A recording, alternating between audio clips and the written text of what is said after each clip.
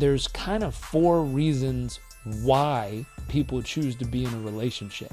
So companionship, legacy, support, growth. Those 4 really helped me decode a lot of why things were happening.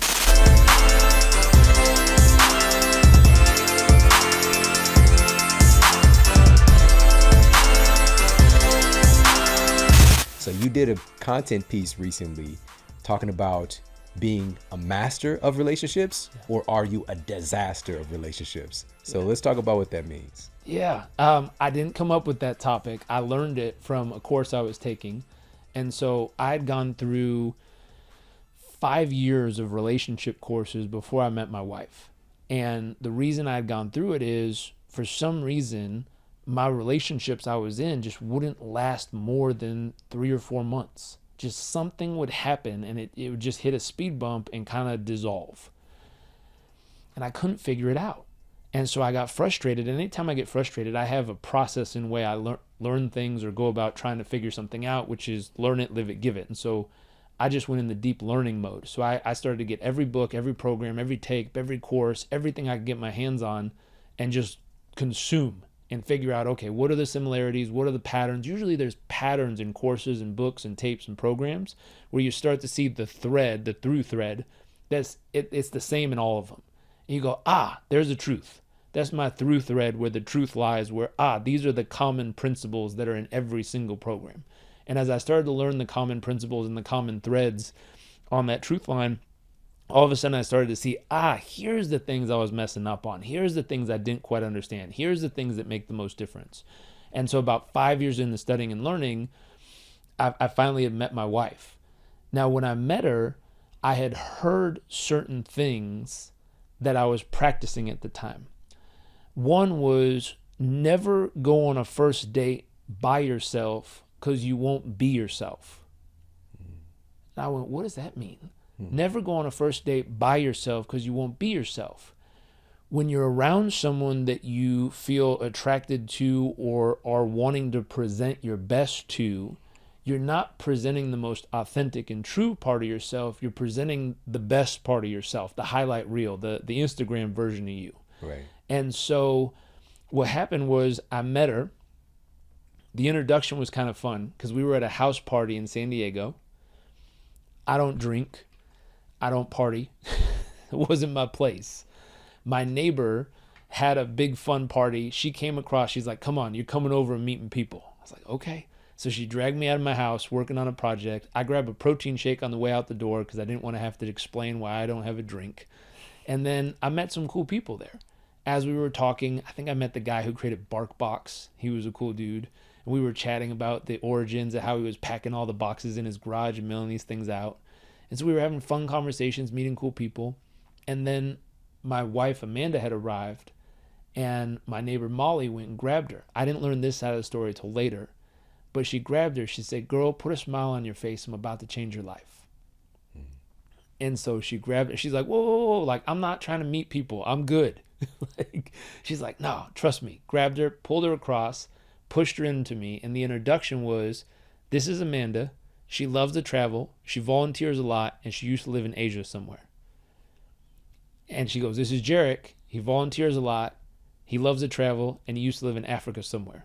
Anyways, you two have fun, and walked away. And we stared at each other, and in Southern California, when someone says they travel, there's kind of a range. Vegas, San Fran, maybe Hawaii, probably Tijuana or Mexico in some way. There's kind of a range. And so I said, oh, you travel, like, where have you been? She's like, oh, I used to live in Bali. I was studying business in Thailand. I did some intern work with in China. And she kept going down the list. I was like, oh my gosh, like, she really travels. Mm-hmm. That's cool. And I was like, you volunteer. Like, what kind of volunteer work do you do? Because people, help out at church on Easter or something like that. She's like, no, I was Make-A-Wish Wish Granter of the Year last year. What? I was like, whoa, okay. And 4.5 hours later of just in a little bubble, just talking. 4.5 hours later, I looked at her. I'm like, I'm hungry. She's probably hungry. I was like, are you hungry? She's like, yeah. I said, let's go get some food. And the thing clicked in my head. when you go on a first date, never go by yourself because you won't be yourself. And so my friend Alex was there. Alex is always hungry. So I hit Alex and I was like, dude, you hungry? He's like, yeah, man.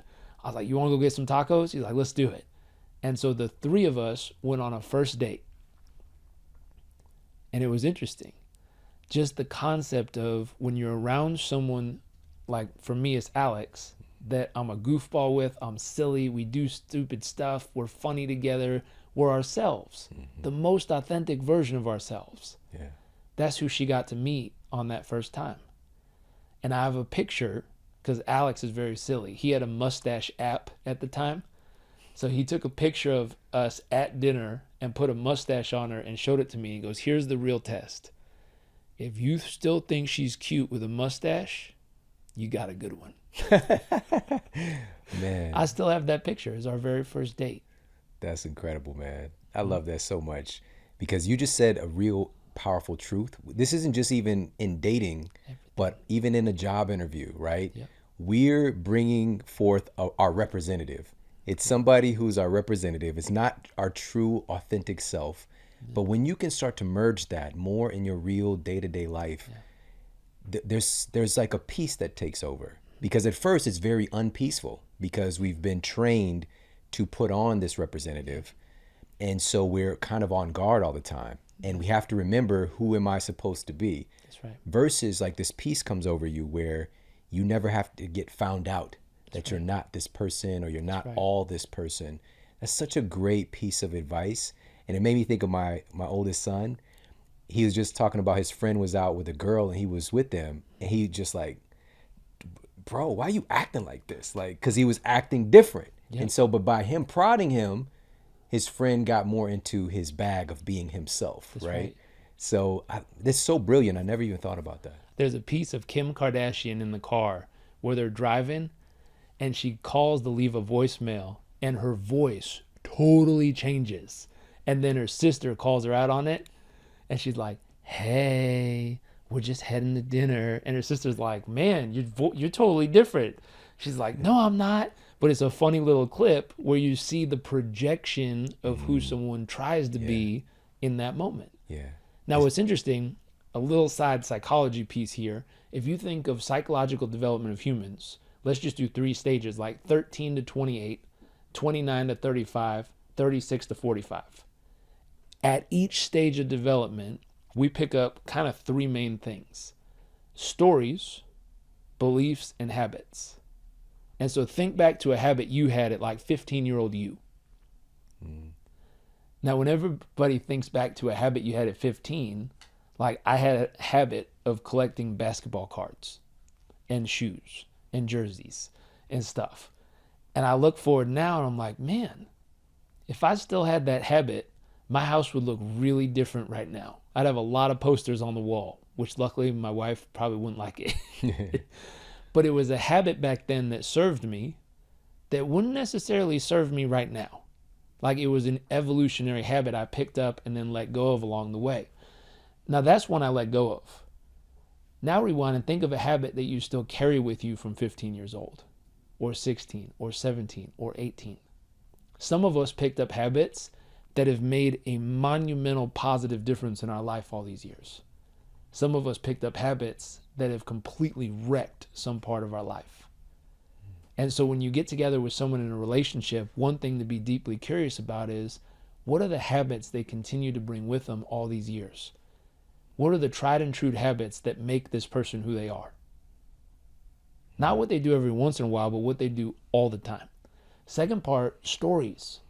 There's 3 kinds of stories. There's internal stories. So think back to like 19-year-old you. What's the story you told yourself about who you thought you were? That's a funny story. Yeah. Did you think you were tall, strong, funny, big, small, aggressive, strong, powerful? Who did you think you were at 16, 17, 18, 19 years old? The story, the narrative you came up with about who you are. An identity statement could be another way to say it, but it's a narrative, an ongoing story. Then pause that one and look, what was the story you told other people about who you were? And did they match? Did who you thought you were and who you said you were match at that stage of your life? And then the third story, the brand story. who people thought you were when you weren't around, who people talked about and said you were when you weren't there. I went back and found someone that knew me at 15 years old. And I said, without me saying a word, I just have a big question, spend some time thinking about it, shoot me a message back when it hits. And the question was, who was I at 15? You knew me, you observed me. Who was I? Describe me. Give me like the top 10 things of the way you describe me. And the way that she described me was totally different than how I thought about myself. And then when I wrote down, I tried to kind of channel the 15-year-old me and said, okay, if I was going to describe myself at 15 of who I thought I was and how I would say it out loud, what was that? And I was like, athlete, basketball player, champion, like all these things. And then I look at like the picture of 15-year-old me. I was 5'9", 225 pounds, big old round cheeks, long hair. And I was like, that's not how I remember it. But what's interesting is as it evolved, I had to look at that first stage. 3 stories: who I thought I was, who I said I was, how I was actually perceived and experienced. Second stage, same thing. Third stage, same thing. And what's interesting is looking back and realizing how the stories evolved, why they evolved, and what kept consistent, what let go, or what shed off over the years. That part was fascinating. And so as your son's growing, he's going through these stages. And at each stage, you can become conscious, meaning you can pick up a pen and paper and say, who am I going to choose to be during this next stage of my life? Or you can just do it and have to reflect back and say, wow, who was I? Yeah. And so one gives you immense power when you pick up the pen and you have the ability to actually write the future of who you're about to be and decide consciously. The other one is more a reflection where you can kind of learn from it and evolve and get better because you're already through it. Yeah. Final piece. So habits, stories. Third one is beliefs. Beliefs are just the foundation that support everything, meaning the table legs that hold up the table of your life. And so at each stage, I always use the example because they're big, bold statements. And right now it's kind of interesting to say this out loud just because how people are trying to figure it out again in history. But if I were to say all men are, without saying another word, people instantly have thoughts. And I go, okay, well, how about this one? All women are, people instantly have thoughts. And then you have to stop, write them all down and say, okay, when did I start believing that? Where did that come from? Who taught me that? Where did I learn that? And then say, okay, is it Byron Katie? Is it true? And you're like, well, for me, it's true because that's what I believe. And you go, great. By believing that, will that help you evolve into the person you're trying to be? Or is that something that's going to anchor you back in the past and not let you move forward? Wow, that's powerful. And so what's interesting is when you meet a human, that's not the conversation 99.999% of people have. You say, tell me about yourself. But what you don't say is, hey, help me understand the narrative you created about yourself over all these years. I want to understand why you did that, why you thought that. Help me understand the beliefs you've evolved through over these years and why do you believe what you believe now? Help me see the habits you have of what makes you you. Because if I could understand all of that, my gosh, wow, I could see how well we could align or not align on some really, really important things here. Yeah, because our perspective is our reality and our narrative. Like we always have a narrative. Yeah. When you said those words, all men are, and I just thought about the spectrum of responses that can come from that based on our life experience, based on our perception.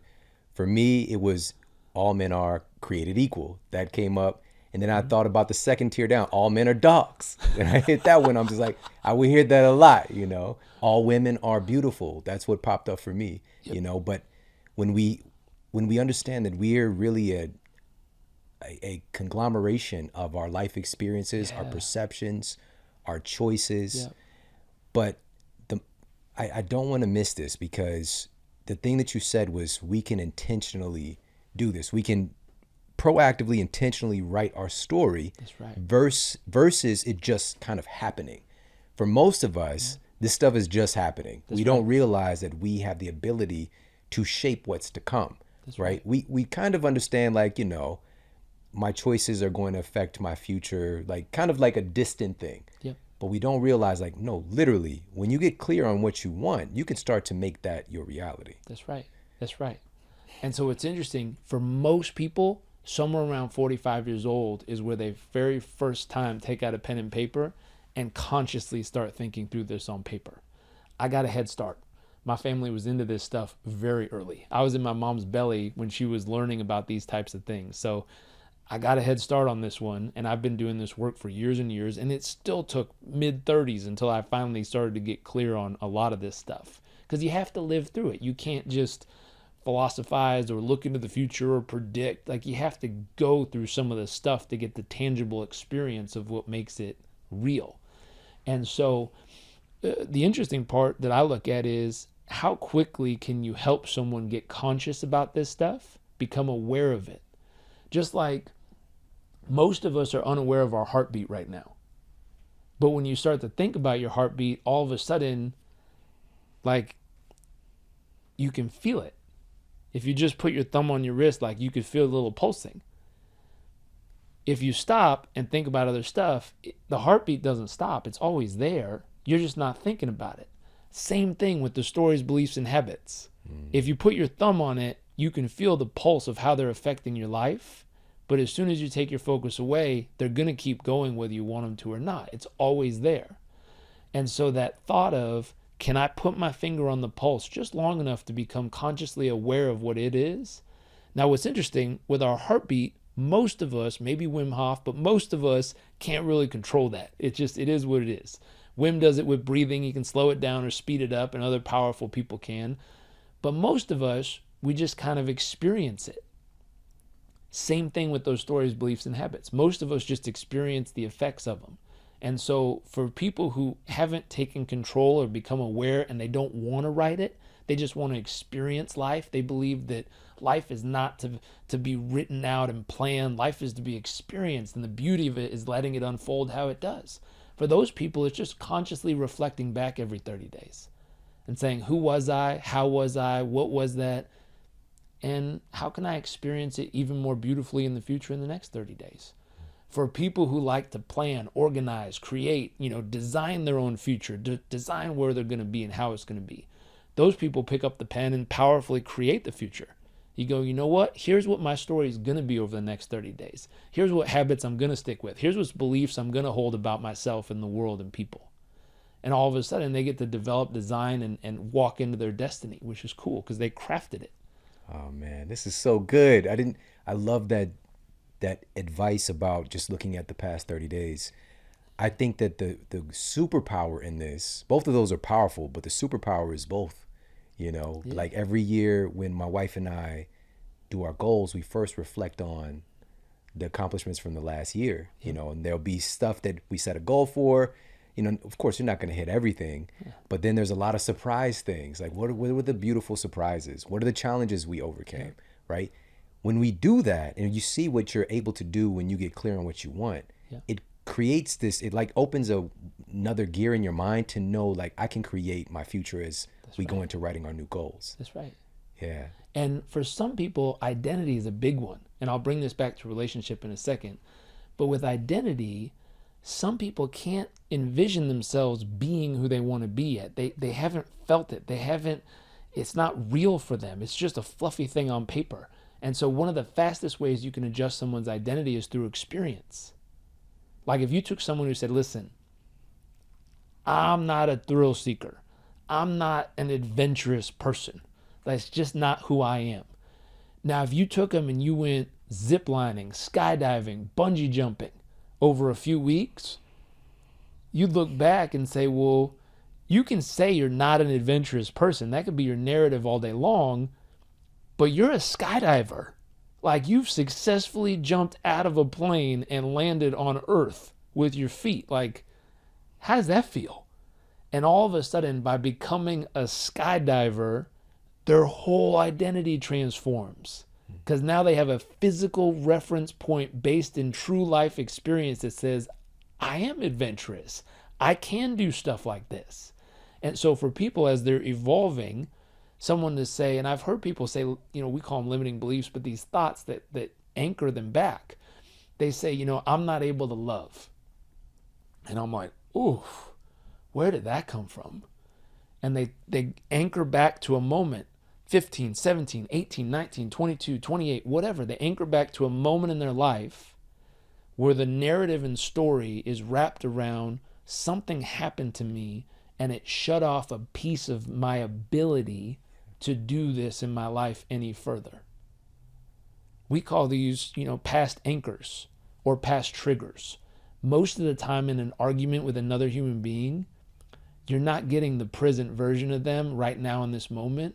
What you're getting is a reaction to a trigger that was setting off something from the past. Something that got them somewhere back here.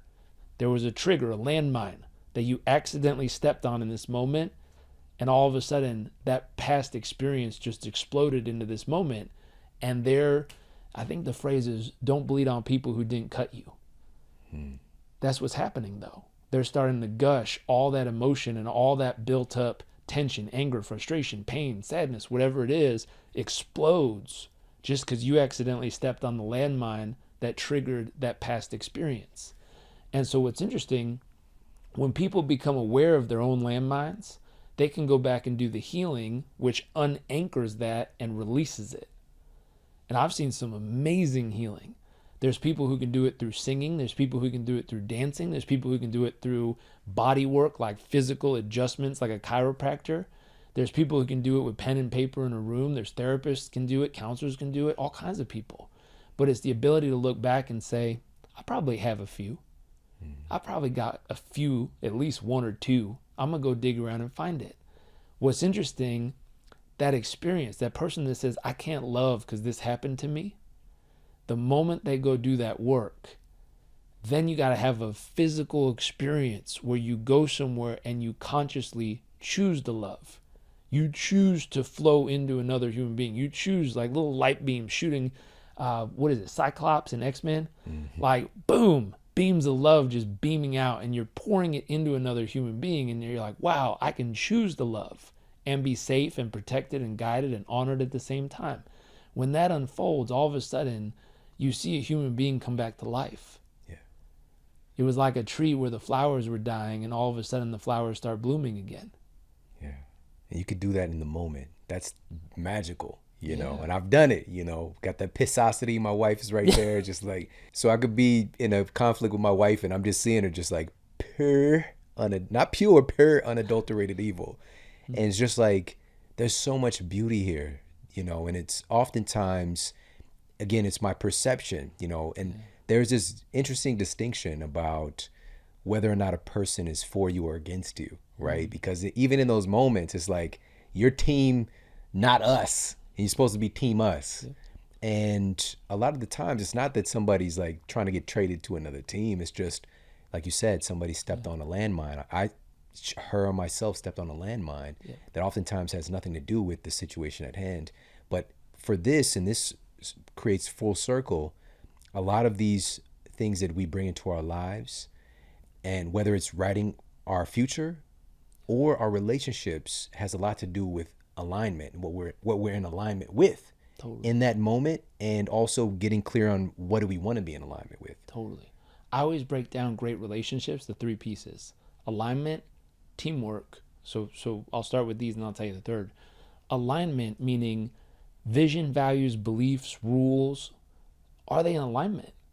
Have you consciously become aware of on paper, your vision, your values, your beliefs, your rules? Have you written them down, become consciously aware of what you are becoming, going towards, believe, the rules?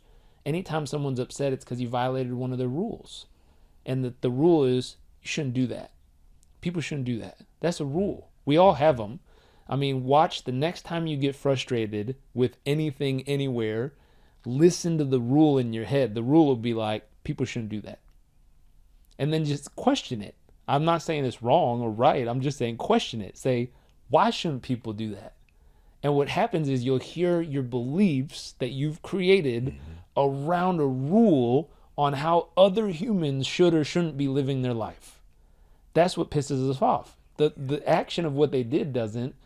The rule we have about them not supposed to be doing that is what actually causes the frustration. And so vision, values, rules, All of that has to be in alignment. One, we got to be aware of our own. Two, we got to become aware of our partners. Three, we got to co-create a new one. Here's what's interesting. When people get in a relationship, they often want the other person to come over to their rules, their beliefs, their values, their vision.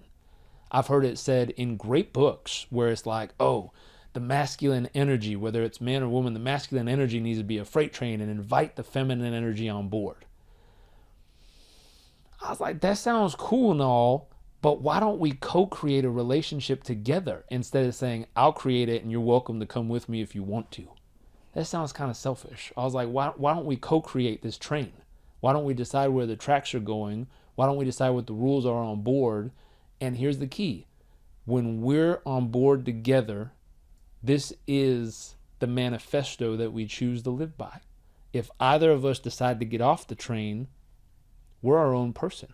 She has her rules, vision, values, beliefs. I have mine, vision, values, rules, beliefs. But when we're on the train together called in a relationship, this is what we've both agreed to live by. And I went, ooh, that's powerful. And then I went and started interviewing, asking couples and saying, how many of y'all have done this work?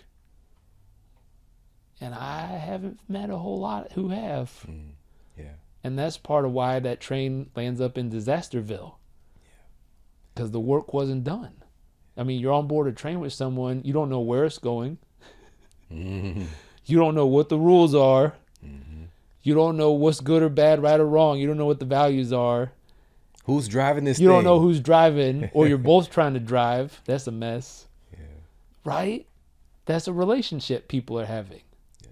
I was like, man, we got to become conscious of that. That's like a weekend workshop. You get together with someone, you go, okay, I'm going to identify all mine. You're going to identify all yours. We're going to take a third piece of paper and say, this is ours. And we're going to co-create it over this weekend so that when we choose to be on the train together, we have the outline. The other analogy I use for this, imagine we sit down at a board game. You think we're playing chess. I think we're playing Monopoly. In the beginning, when we're presenting our best self, I'm going to be like, do you want to be the thimble, the train? You choose. And you're like, very funny. Very funny. It's white or black, man. It's black or white. There's no train and thimble, but I'm cool with you. We're cool. We're getting to know each other. I'll let it pass. I'm like, oh, you're like, okay, roll the dice. Or I'm like, roll the dice. You're like, there's no dice in this game, but it's cool. We like each other. We're just getting to know each other. We'll let it pass. After about 15 more moves, we're ready to kill each other. Like, stop talking about pass and go. Who cares? Like, we start coming up with random stuff to piss each other off because we never did the alignment. We never started playing the same game with the same rules, with the same principles, with the same values. And so getting together, one of the main things is alignment. Can you get all the most important pieces in alignment from the beginning or as soon as you become aware? Yeah. I've had people message me and be like, dude, we've been married for 30 years and never thought about this. Is it too late? Like, no. Get in alignment so the next 30 years are better than the first 30 years. Yeah. Like, get on the same train. Second piece, so we talk about alignment, teamwork. Are all people rowing in the same direction? Teamwork's big, man. I mean, imagine getting in one of those dragon boats with like 15 rowers, except for 7 of the rowers are rowing forward and the other 7 are rowing backwards. And then the person in the front just keeps yelling row, but doesn't give direction of which way or how hard or anything. There's no way you're going to win the race. And so that next piece is teamwork. Can we get everyone moving in the same direction or similar direction? Can we get everyone willing to put in the same amount of effort? Can we get everyone choosing to show up and do the work together? Be clear on their roles. Yeah, roles and responsibilities. Yeah. We interviewed a bunch of couples who were much older. This will be interesting for this show. There's 2 pieces of this I think were interesting that we learned. One, older men, much older, 70s, 80s. I asked them, what's the secret to being married 20 years, 30 years, 40 years, 50 years? All of them said the same thing. It drove me nuts. The thing they said was, just get good at saying, yes, dear, whatever you like. I was like, that cannot be the true answer.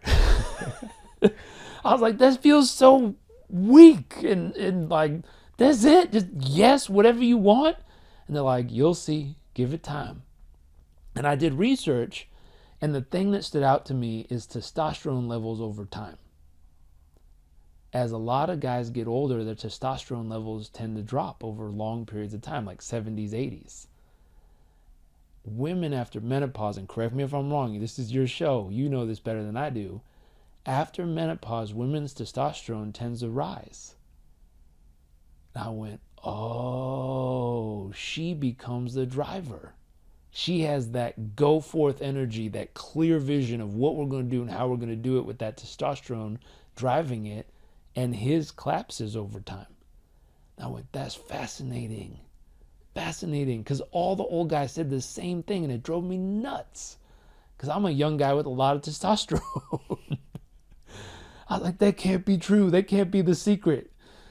And I went, maybe that's natural, where over time, I trust women in my life. They tend to be more caring. They tend to, and not more caring, but they tend to just have that innate caring about them. They tend to be strong and powerful and confident, yet nurturing and empathetic. And they'll listen a little bit deeper than most of the guys I know. And so in looking at that, I said, I don't know what nature's plan is on this one, but what's the benefit of her testosterone rising over time and his starting to fall?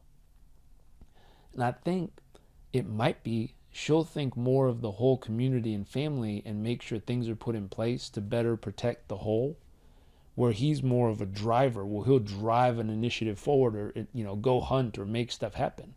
And I don't know the whole story there, but I just thought it was fascinating. That was the most consistent phrase 70 and 80-year-old men would tell me about what makes a relationship work. Now, the other thing we learned was there was a couple who'd been together. They had been married before, they had been divorced before, and they finally figured out how to really make it work for themselves. And they said, what you said, one of the most important things is putting together an org chart for your family.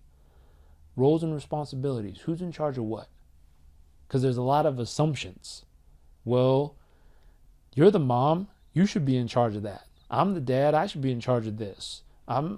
People assume things, which means if you did that in the workplace, the ball would get dropped. A project wouldn't get done. People be like, hey, what happened to the IT department? It's like, I don't know, thought you were in charge of that. Just gone. And so in a family, it doesn't feel very sexy, warm, fun. It doesn't feel very romantic. But it's amazing when there's clarity on it, how much smoother everything goes. And you'll find stuff that you want to do, that you get to do. You'll find stuff you don't want to do that you get to do. And then you'll find stuff that you can, at different times trade with each other. Yeah. And say, hey, I know you don't love to do that. I have space. I'll do that for you. And that's a gift you can give your teammate. You can say, hey, I got you on this time. I got you on that piece right there. I know you're willing to do it, but you don't love to do it. I'll take it for you when I can. And it's a way you can actually give gifts to each other constantly. Yeah. So alignment, teamwork, third part's communication. Communication. There's so much that's been done in this category, and it's one of the fastest ways to screw up a relationship. Just miscommunication.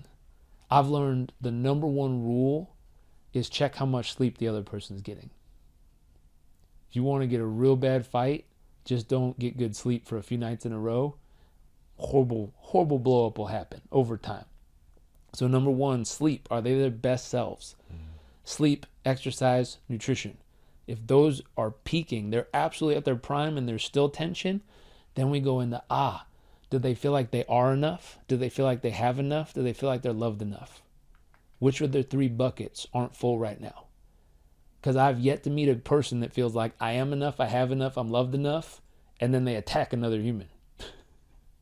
Or they're mean, or they're defensive, or they're aggressive. I've never met one.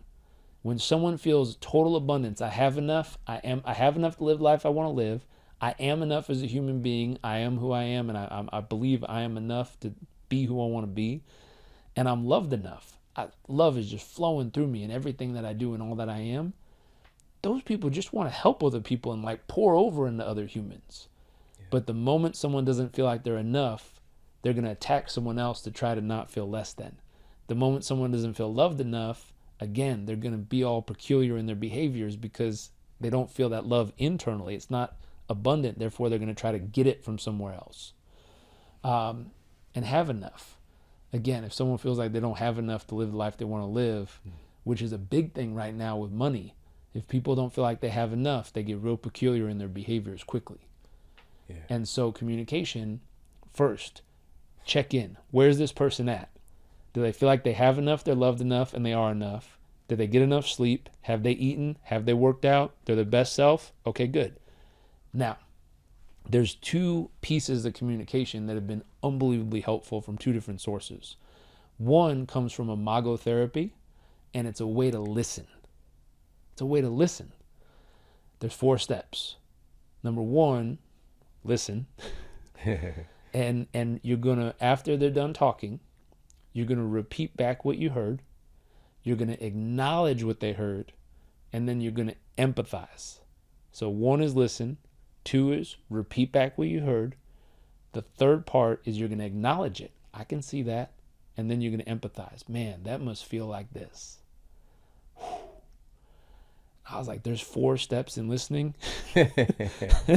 I was having trouble just listening, especially if my wife accidentally stepped on a landmine and my brain's like, that's not true. I need to tell you my side of the story. I stopped doing step 1, which was just listen.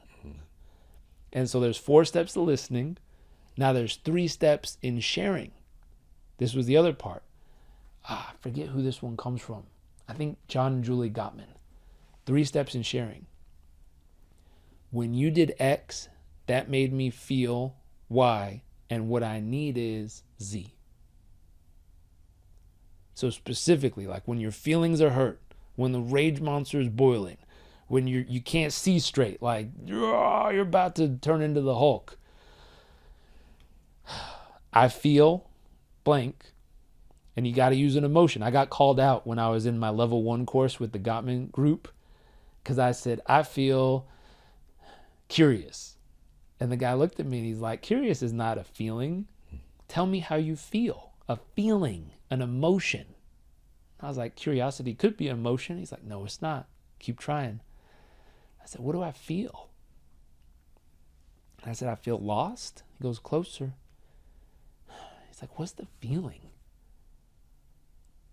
I feel uncertain. He goes, there you go. And he goes, I feel uncertain right now. And he goes, why? What happened? And I said, I feel uncertain. When you did this, it made me feel uncertain. Or I chose to feel uncertain when you did this. And what I really need is a little bit more information right now. And he hit the other side. It sounds like you're feeling uncertain. He goes, yeah, I could totally get why you might feel uncertain right now. It's a lot of information you're learning. Man, feeling uncertain probably doesn't feel very good. I mean, I'd feel kind of uneasy too if I was in that position. How can I help? I was like, oh, wow. Now what's interesting, I took this home. I printed out how to say it, how to listen. I handed it to my wife. She says, what do you expect me to be, a freaking robot? Beep, bloop, beep. She's like, we got to communicate. We can't just read scripts. And I started laughing. I'm like, well, that's the 4 stages of learning anything. In the beginning, you have to give yourself permission to be horrible at it because you've never done it before. And so be horrible at it long enough that you become okay. Be okay at it long enough that you become really good, and be good at it long enough that you become great. And so if you give yourself permission to relearn something from the place where you just straight up suck at it, but you're gonna be horrible at it long enough until you be great. That's the promise I make to my wife. In our relationship, if you give me the space, I will be horrible at learning these tools long enough and consistently enough that eventually I'll be pretty good at it. Yeah. And eventually I'll be great, and eventually I'll master these things. Right. But I'm willing to be a disaster for her. It'll become second nature. That's you know.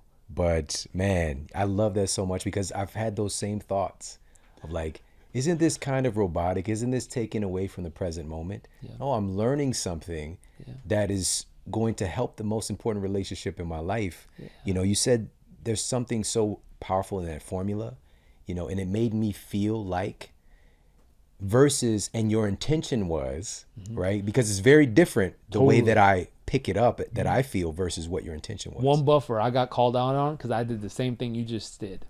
It made me feel like, teacher of the class told me that's manipulation. Get rid of the word like and get to the real feeling. because it's an expression of human spirit. It's an expression of true feeling. And it matters. It does matter. It makes a difference. Because when someone says, though, it makes me feel like you don't care. Yeah. Now I'm manipulating because I'm trying to craft my side of the story by using it, but then adjusting it with a buffer word called like. Versus if I said, it makes me feel less than. Oh, that's a big, bold, courageous statement to have to make out loud. So most of us try to skip the courage and use a little bit of a manipulative move around this tool versus get to the real tool. But I'd recommend people go take the courses, go read the books. I mean, you're hearing kind of a highlight reel here where I'm giving you the exact steps, but go sign up for the Gottman's course and go learn it over 3 days with them so you actually know why it works and how to use it right. Go read the books on imagotherapy. Like, I spent 5 years before I met my wife learning all this stuff. And then her and I have spent almost the last 11 years together practicing this stuff. And we were horrible in the beginning. Horrible. But we've sucked at it for 11 years to the point that now we're really good. Isn't it really crazy that the things that are so important we don't invest in? You know, it's just like we literally, most of us don't know what a healthy relationship looks like, how it works. Yeah. You know, oftentimes we don't have specific examples and we're just figuring stuff out on the job, and that's okay. You know, but it starts with, you know, coming together, like you said. Are we even playing the same game? Yeah. You know, are we choosing to get on this train together and all these pieces? But, you know, also I want to mention in that piece, we believe that our feelings are reality as well, right? So this made me feel versus that's just my perspective, right? Versus what's actually happening in the room. Yeah. So for example, you know, when I mentioned I could see my wife like, you're evil, but then to be able to ask questions, for example, you said you've interwoven so many powerful insights that are so real, but they take work, because in the moment I don't want to ask a question, because I can ask myself, is she really evil? Or is you just earlier today you said she's the best human ever born, and now like so is it true? Right. So that's one of those questions that I found to be very valuable. It's just super like, powerful. Is it true? Is it true? Is it true? Powerful. And just drilling down. And I got to mention this too. It's so simple, Jairek. This is what I love about it. You know, are we playing the same game? Teamwork and communication. You said the most important thing that is simply not a part of most even courses and, you know, books about communication. Are they in a physiological, healthy state? Yeah. Because if you check back into your mental database, what is the time of day when you have most of your fights? Right? It's probably late when you're tired. Yeah. The whole day you're probably like got it in your mind like, I need to get some sleep. I got whatever going on in the morning. You know, and you're feeling like you're just stacking conditions against you. And to be able to, not just for yourself, but for the other person to remember. And this is something that's taken some work, because you just want to handle your right in that moment. But just to be like, okay, I see that, you know, she's irritated or whatever the case might be. Yeah. How did she sleep last night? Right? I do the check-in for myself. Yeah. You know, has she been stressed today? Did she eat? Right?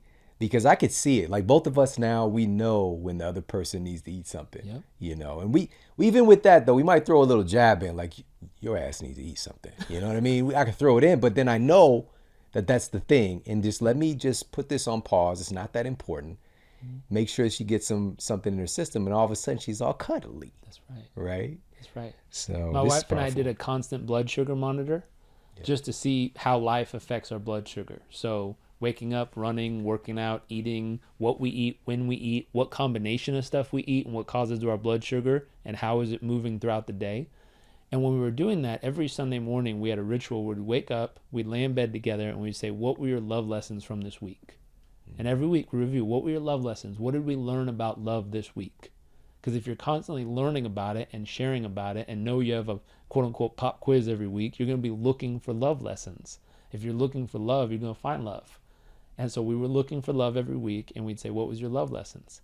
One Sunday, Miami Beach, 30th floor apartment, ocean view everywhere. We're laying in bed talking. And my wife likes to listen to audiobooks in 2.5 speed. 2.5 speed? Sometimes she starts talking in 2.5 speed. My brain doesn't have the superpower to comprehend the words at 2.5 speed, especially on Sunday morning before I've worked out. So she started talking faster and faster and faster, and I was like, oh my gosh, like she's really going. And I had an idea. I went, ooh, I need to know what her blood sugar is doing right now. Ran to the other room, grabbed the monitor, ran back, and I tried to scan it, and she whacked my hand. She's like, get away from me. What are you trying to do? She's like, you're just trying to get me to shut up. I'm like, no, I'm not. I need to know what's going on in your blood sugar. And I finally scanned it. It beeped, and I'm like, I got it. And I checked. Her blood sugar was just falling. I said, explain to me how you feel right now. She said, I feel like my gas tank is running out of fuel, and I'm trying to get all my words out before I'm completely empty. I went, ooh, 1 second.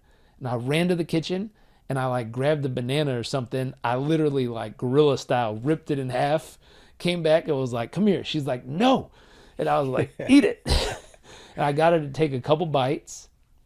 I scanned it again in like 30 seconds and it started to come back up. And all of a sudden she started talking slower. And I went, oh, I just learned something. And this is like my vault as a husband. I just learned an important thing about my wife. When I hear that she's starting to talk super fast, it means usually her blood sugar is falling and I need to feed her. Now, when I just become aware of a signal of how I can better take care of the human I love. Now I went, ooh, what else can I learn about her? What else can I learn about how she thinks, how she processes, how she experiences life to where I know what to do under a situation like that? Because before, my brain would explode and I'm like, why is she talking so fast? I just don't get it and I can't keep up. Versus, my wife's hungry. I can hear it in the speed in which she's talking. Let me go grab her something to eat.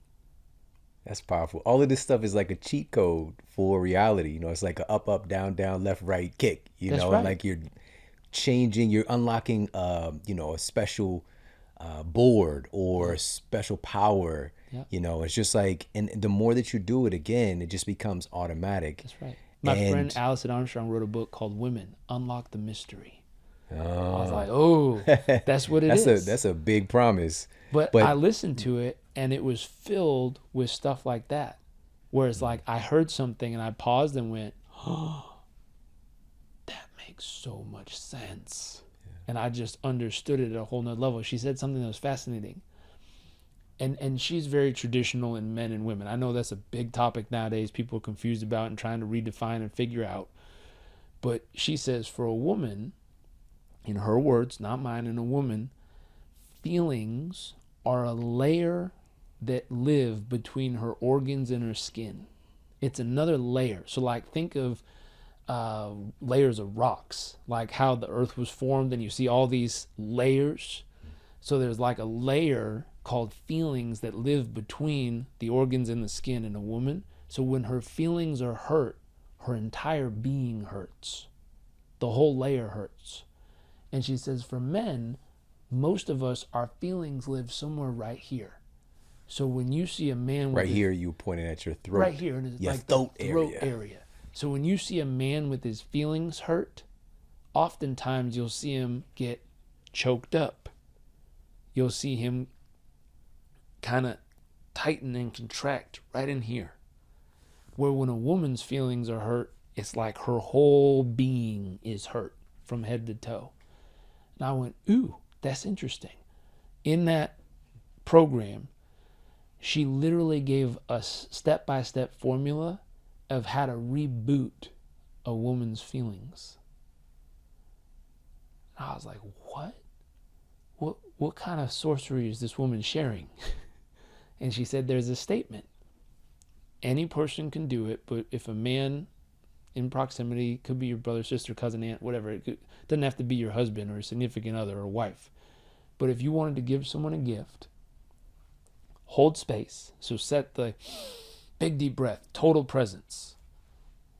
Hold her hands, look her deep in the eye, and say, I'm sorry I hurt your feelings. I'm sorry I hurt your feelings. Not, I'm sorry your feelings are hurt. That's not taking responsibility. Not, man, that's really jacked up. You all messed up over there, huh? That's not doing it. Like, I'm sorry. I hurt your feelings. Even if you weren't the one who did it, it doesn't matter. So you're talking about some ninja level, You're about to hit the that's... reset switch on the whole feelings that exist from head to toe, the layer between the organs and the skin. What's interesting, if you did this in a public setting, when it lands, you'll hear a gasp. She'll gasp. Any woman within listening proximity will gasp. When one resets, you'll reset a bunch if they're in the room with each other. This is really wild. I've tested it. It's true. I'm sorry I hurt your feelings. Total presence. It's like literally pressing the reset button. It's amazing. What comes after that is the and if you reset something, all the stuff that clogged it up will have to come out. So you will unleash all the things that hurt her feelings. All of them. These might date back. Yeah. To The landmine triggers. A long time ago. Something you did without knowing you did it, without realizing you did it, without knowing her feelings were hurt way back then, because she never told you. But all of a sudden, I'm sorry I hurt your feelings. This one time when you did that and this and this and this and this and this and this, like they'll just start flowing. Think of a river where it's like, whoo, you just broke the dam and let all of it out. And all of a sudden, when it's done, you'll know it's done. Usually there's a few tears involved. All right. And then this she'll is lean enough in for a hug. because it just connected right there, because I've experienced this and didn't realize it many times, where I apologize and then I get flooded with all this stuff. And I'm like, literally before, there's been times where I'll be like, damn, I just apologized. Why you just, you know what I mean? Why you hit me with everything now? And then but because again, trial and success, I realized like, okay, even when those things happen, I just let them happen, because what did I apologize for? Yeah. I didn't apologize to not make progress, and also I think this is quite possibly the most important ingredient in that, which is even when it might not be your fault, right? Yeah. To have the audacity to put your relationship above your perspective or perception of what's happening, and just like put the value of your relationship, not to say that you're not important, but oftentimes we blow things out of proportion. A lot of times, especially like in loving, healthy relationships, we get into about the dumbest things, and it's sometimes it can be a matter of, trying to address a need, maybe they're wanting attention. Maybe you feel like, you need something that you're not getting, whatever the case might be. So we'll create conflicts or nitpick things or whatever the case might be. And also you mentioned that story about the blood sugar was incredible. Researchers at The Ohio State University did a study looking at blood sugar and how people perceived their significant other when in conflict, right? And so each night they would actually have the test participants, they check their blood sugar, and then they also use a doll to put pins in the doll based on how irritated they are with their partner, right? And basically when their blood sugar was abnormal, they would put far more pins into that doll. They would and they would have more pissosity. They'd be more pissed off, more irritated. But here's the big takeaway from the study. Yeah. After the researchers looked at all the data, they found that when folks had abnormal blood sugar, not only did they have more conflicts with their significant other, they were far less likely to resolve their relationship conflicts, right? And so you're fighting, you're hitting yourself against the wall, trying to resolve a conflict that biologically, like your biology is fighting against the situation, and it takes a little bit of miracle, a little sprinkle of some miracle to find common ground when you're biologically not well. And so this is a big part of what we're dealing with as a society today. We are the most unhealthy society in documented human history. 130 million Americans have diabetes or pre-diabetes right now. And we're talking about abnormal blood sugar being a culprit behind relationship conflicts. So we're wondering, why are people not being compassionate or being able to perspective take That's right. or be able to analyze their own ideas and maybe consider maybe, hey, I don't know everything, That's right. right? It's because we've got to get our citizens physically healthy, Right. but it starts with you and your family. That's right. That's right. I measure a bunch of my we were laughing when we first started. I have all these trackers I use. I measure a bunch of my clients just to get the baseline trend of where they're at. I use Whoop a ton with them. And one thing I noticed is the majority of the people I work with are running, oftentimes in the beginning, they're running on a sleep deficit, meaning every night they're getting an hour or more less than what they needed. And so over a week, that's only 7 hours less than you needed. Over a month, it starts stacking. Over a year, it starts stacking. And all of a sudden, the deficit's getting bigger and bigger and bigger and bigger and bigger. And if you look at the trends and patterns in relationship and communication, they get harder and harder or worse and worse and worse over time.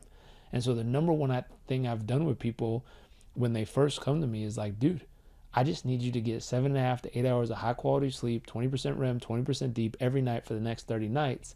And then we'll see how you're doing. And what's funny is, one, a lot of people struggle with just doing that.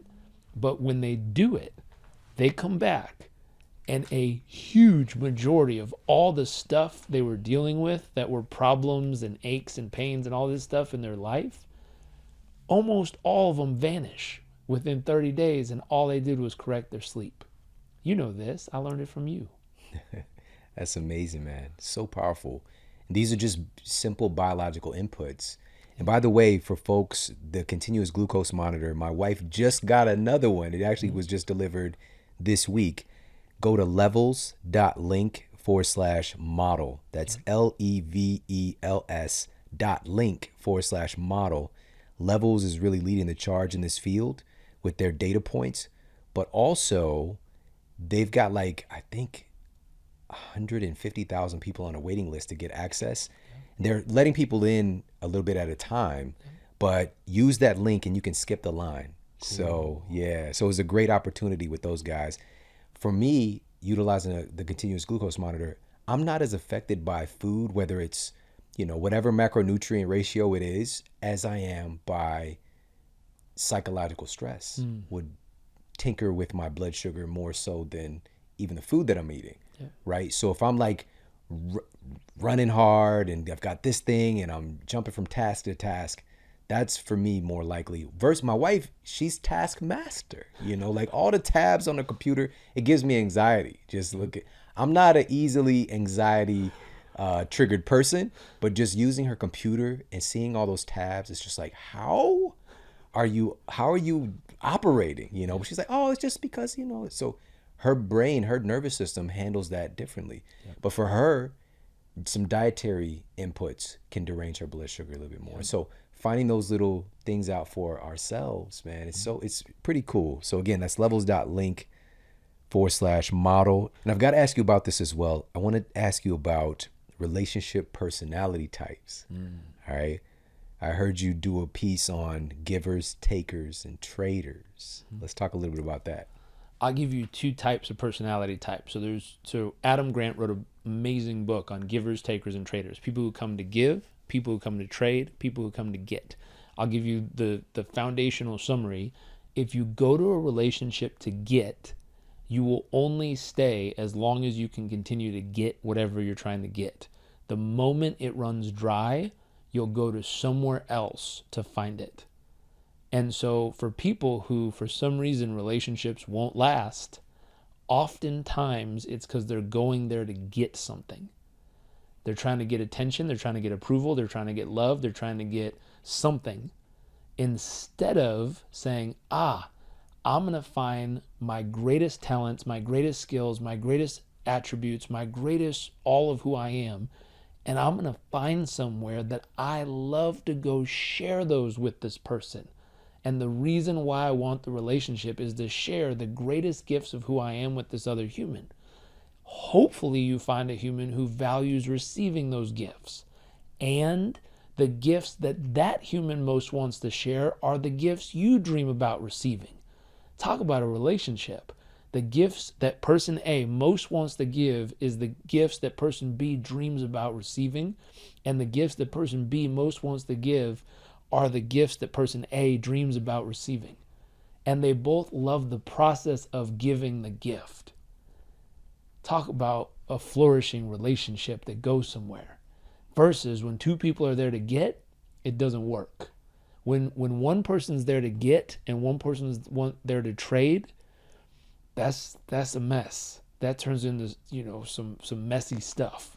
Because what happens is the one person gives, the other person doesn't give back. The person gives, gets nothing back. A trader, if you don't trade with them and you just take from them, they will make it their mission to end you. I'm thinking like rabbits in boiling pots, creepy stuff. Like, end you. Like those dolls with the pins. Yeah, crazy stuff. Like, if you've ever been in a relationship and like the other person went way overboard on the reaction if it didn't work out, you might have been in a place where you were taking something, they were trading, and when you took and they traded and you didn't trade back, they made it their mission, like they activated the psycho level of response. Yeah. That's just how those personalities match. Adam says when a giver and a trader get together, it goes great because the giver gives, the trader feels obligated, they give back, and they just go all the way up. When two givers get together, goes to the moon 100 times over. And so there's that side. The other side of this, my friend Allison gave me this. She said there's kind of 4 reasons why people choose to be in a relationship. And it goes along with kind of relationship personality types. One is they're looking for some type of support, mental, emotional, physical. They either want to support the other person or they want to be supported in some way by the other person. They're seeking some type of support or to be the support. 2, they're looking for companionship, meaning they want to do things together with the other human. And I mean everything. Like, I'm a companionship person, and my wife will tease me sometimes. She's like, "Do you like hanging out with me?" I was like, I went and met as many of the other 7 billion people out there on earth, and I chose you because I want to do everything with you. I want to go on a walk together. I want to go adventure together. I want to learn things together. Like, I want to sign up for this OPM program, Owners, Presidents, and Management course at Harvard Business. And I'm like, I got to save up more money so that my wife and I can do it together. Like, I want to do everything together. That's one of my love languages. That's my peace. Now, that's companionship model. So there's support model, companionship model. The third one she talked about was legacy. It's like when you meet a couple that they don't have anything in common. If you talk to them separately, they kind of don't even really like each other. Like, they tolerate each other, but they're not like in love. They're just like, oh yeah, it's them. But they're together for some reason. And when you dig around for the reason of like, why are these two people even together? And you find out it's like, think of like medieval days.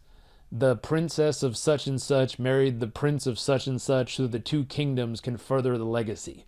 Like, they don't know each other, like each other, or anything. They did it because of legacy. They need the countries to continue in peace kind of stuff. There's people still today who choose relationships like that. Different pockets of the country for different reasons, but they're doing it not because they're in love and not because of the relationship. They're doing it because of some factor they believe will necessarily continue. I've met people, I'll keep their privacy to them, but I met them. They lived on the other side of the world. They were together. He was very successful. She was very successful. They got together. They had kids. And I talked to him, and he was a companionship model. He's like, I want to do everything with my wife. I talked to her. She was a legacy model.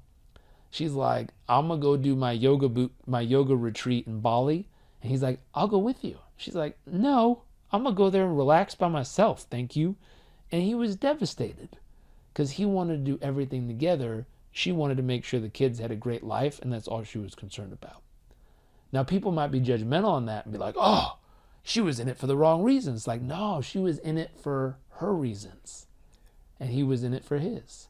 But they weren't aware that people have different reasons, and there's actually 4 or 5 different reasons people could have. So companionship, legacy, support. I'm trying to remember what the other one was off the top of my head. Growth. Growth. I choose a person because they make me grow. Or I choose a person because I can help make them grow.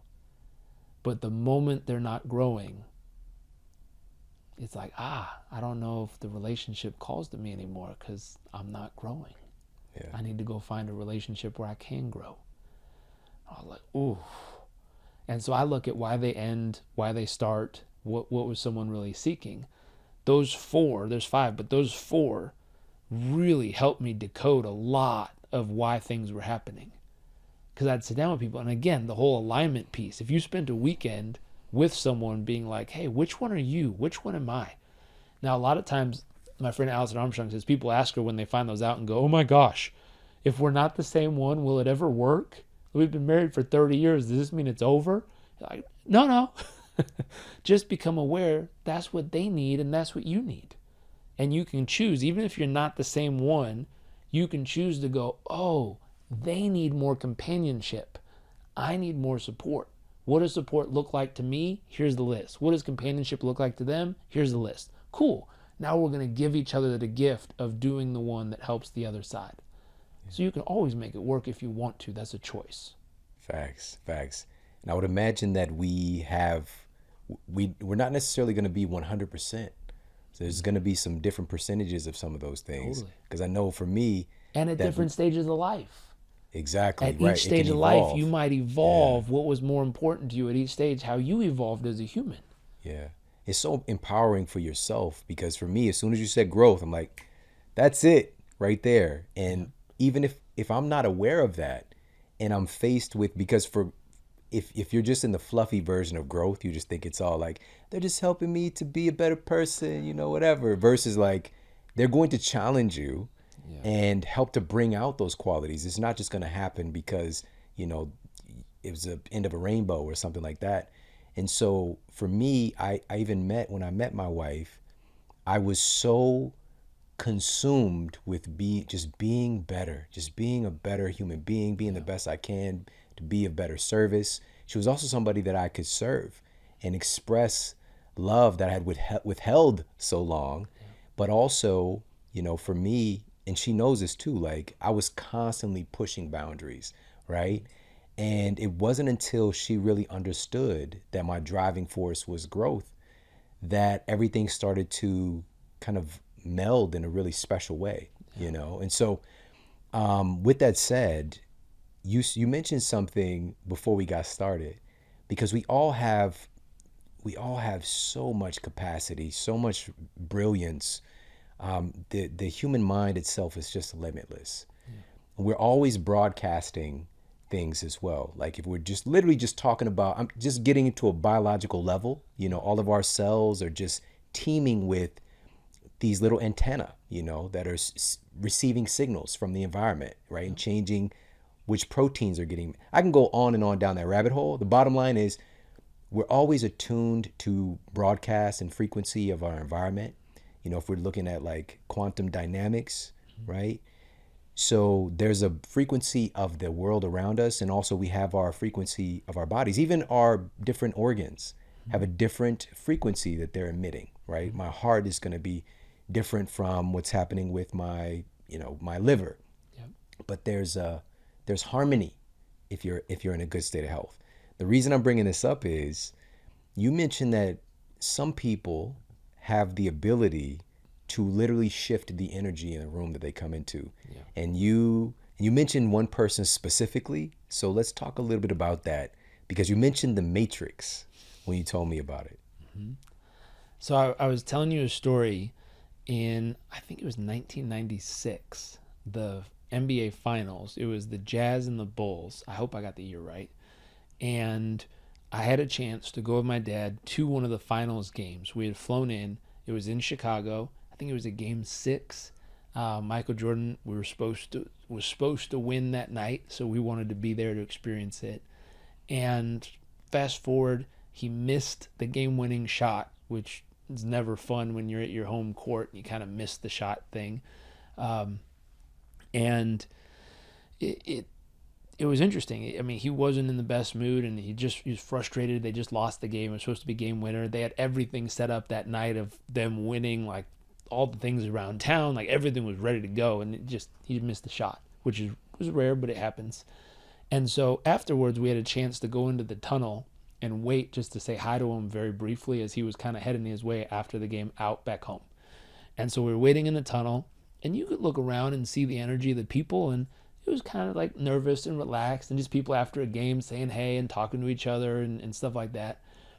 And then all of a sudden, I said, it's kind of like Neo in the Matrix, where when he finds out he can bend reality, how the walls bend, all of a sudden you could see the energy of the room bending, moving, or humans kind of like popcorn, where the energy was just turning on in people. And I didn't see it was him. I just saw the energy started to change in that side of the room.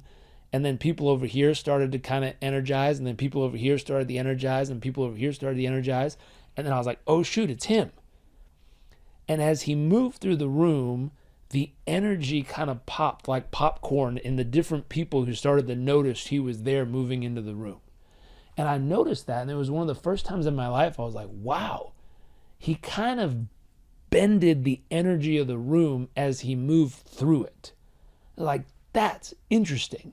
And the piece that I said to you was, I don't know if it's some like magic superpower he'd had inside of himself that as he walked through the room, it was him doing that, or was it the perception people had in their mind of who they thought him to be that was causing them to experience the bend in reality as he moved through it, and for them to show up.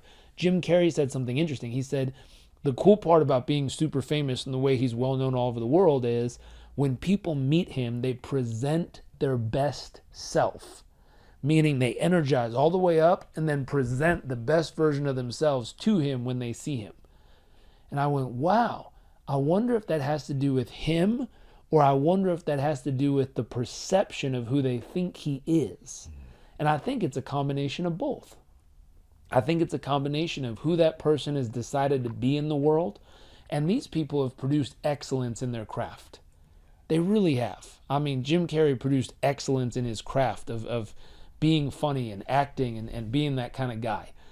Michael Jordan produced excellence in his craft. He wasn't always the most friendly human in the world, according to all the footage, but he produced excellence on the court. Like, he was one of the best in the world at what he did. And so when people experienced it, it caused them to present their absolute best to him, which was amazing.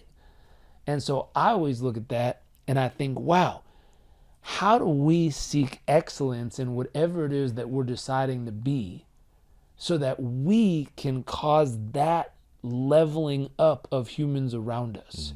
Can we be the type of family person, or can we be the type of human being that just cares, or can we be the type of person who learns at an insane level? What could we do with total and complete excellence so that when we walk through a room, people decide to present their absolute best to us because they're honoring the dedication to the craft that's been there? Side topic for right now, I think with what's going on in the world, so much chaos, so much uncertainty. I just saw an article that one of the number one concerns in America right now is people concerned about being able to buy groceries in the near future. Like, there's some real concern going on. I think something that's given me immense certainty at any stage of my life, when I've done really well in business, when I had nothing. Like, I was trying to figure out how I was going to pay rent because I had credit card bills and stuff stacked up and not enough money. I had more bills than money at that point. And so in between all those, something I learned a long time ago from the beginning was what they used to do way back in history, which was you honed a craft. It was called What's Your Craft? And you went and found a very specific thing. Oftentimes you found a mentor. Oftentimes you became an understudy, or I'm trying to think apprentice. An apprentice. You became an apprentice of someone who had mastered a craft so that they can teach you how to master the craft yourself. And the craft was a basic way that you brought value to society. And when you had mastered a craft, you could go anywhere in the world and take the mastery of that craft with you and provide valuable additions to the local society you belong to, which means you could trade for food, you could trade for a place to stay, you could trade for a life to take care of the ones you love. Somewhere in my mind around 16 years old, I said, okay, what are the crafts or skills I'm going to master that would be relevant anywhere in the world, in any village, in any situation, that if I had these tools, I could go anywhere and have the ability to know you could take me to a place I've never been, with people I've never met, in a place I don't speak the language, and within a short period of time, i.e. 5 to 7 days, I could trade for food, trade for a place to live, trade for a lifestyle, and trade to be able to take care of the ones I love. And what's interesting is when you master skills like that with that intention, where the economy goes doesn't make a difference. Because you know, if all else failed, you can go anywhere in the world and within a short period of time add enough value that you could take care of the ones you love and have a great life. And so in times like this, I go back to the basics of, have people chose to master a craft? Anything. I mean, you could master listening as your craft. You could master talking as your craft. You could master book writing. You could master cupcake making. It doesn't matter. Find your craft. But if you chose to master a specific craft, you can look at places in the world and say, where would this be valuable? And I could at any moment relocate if I had to, which many people have over the years through wars and situations in the world. They've had to relocate. But find your craft to give yourself the courage and the confidence that no matter where I go, I'll find a way to have a great life. Man, I think everybody can see now why you stepped in to run things at Success Magazine, one of the most prestigious magazines in the world. And you've really put your essence into this already. You got Shaq for the first, is this the first one that you were in charge of everything? Is this the first one? That's the first one I've been a part of. You got Shaq right out the gate. Shaq Diesel, Big Daddy Shaq, right out the gate, man. That's amazing. Yeah. And it's neat. I can't say that I'm fully in charge. We have an unbelievable editor-in-chief who's in there. Her name is Cece, and she makes the magazine happen. I get to help with the vision and where we're going and how we're doing, but she's the magic maker when it comes to the magazine, and we're learning how to work together. We're learning how to navigate this, and we're learning how to bring the messages to the world that the world needs most right now. I think what's so interesting with success is it's such a broad term, and it's such a big statement. But it's a neat opportunity to say, hey, how do we help everyone level up?